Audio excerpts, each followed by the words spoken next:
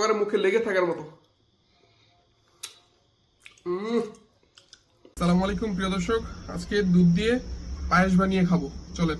এক বাটি পোলাও চাল নিয়েছিলাম, পোলাও চালটাকে এখন সিদ্ধ করে নিব। পরে একটি চুলায় দুধটাকে জাল করে নিব। দুধটা জাল হয়ে আসছে, এখন এটার মধ্যে তেজপাতা, এলাচ, দারচিনি দিয়ে দিচ্ছি। এবার কিশমিশ দিয়ে দিচ্ছি, হাফ কাপ চিনি দিয়ে দিচ্ছি, সামান্য এক চিমটি লবণ দিয়ে দিচ্ছি। এবার পোলাও চাল যে সিদ্ধ করে নিয়েছিলাম সেগুলো দিয়ে দিচ্ছি। দুধটা সুন্দর করে ঘন হয়ে এসেছে, এখন এটাকে নামিয়ে নিব। পায়েসটা হয়ে গিয়েছে, রেডি হয়ে গেল আমাদের পায়েস।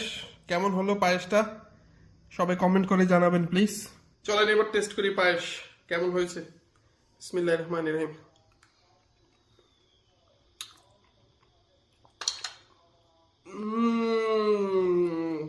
সেই টেস্ট, একেবারে মুখে লেগে থাকার মতো।